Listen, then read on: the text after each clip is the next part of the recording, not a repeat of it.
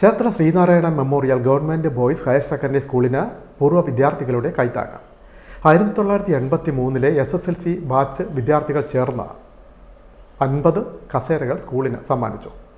പൂർവ്വ വിദ്യാർത്ഥി സംഗമവും ശ്രദ്ധേയമായി.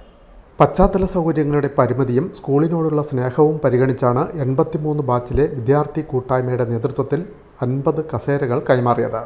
അന്നത്തെ ക്ലാസ് ടീച്ചറായിരുന്ന സരസ്വതി അമ്മ ടീച്ചറുടെ സാന്നിധ്യത്തിലാണ് കൂട്ടായ്മ സംഘടിപ്പിച്ച കസേരകൾ കൈമാറിയത്.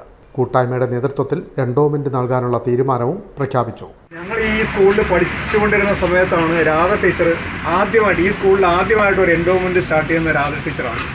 ആ രാധ ടീച്ചർ സ്റ്റാർട്ട് ചെയ്ത എൻഡോമെന്റ് ഇപ്പോഴും സ്കൂളിൽ കൊടുക്കുന്നുണ്ടെന്നാണ് ഇപ്പോൾ ബിസിനസ് പറഞ്ഞത്.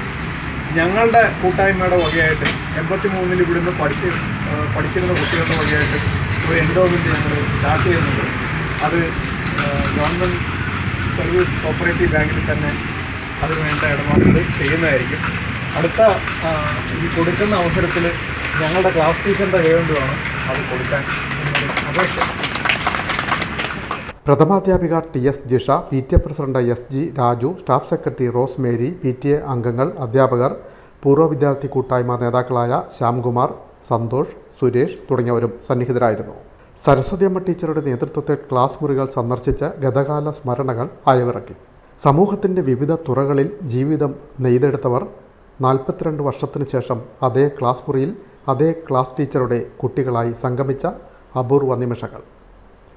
ഓർമ്മയിലെ ഒരുപാട് സംഭവങ്ങൾ പങ്കുവച്ചാണ് പഴയ കുട്ടികൾ മടങ്ങിയത്. ശ്രീനാരായണ ഗുരുവിൻ്റെ പേരിലുള്ള കേരളത്തിലെ ഏക സർക്കാർ വിദ്യാലയമാണ് Cherthala Sreenarayana memorial government boys higher secondary school.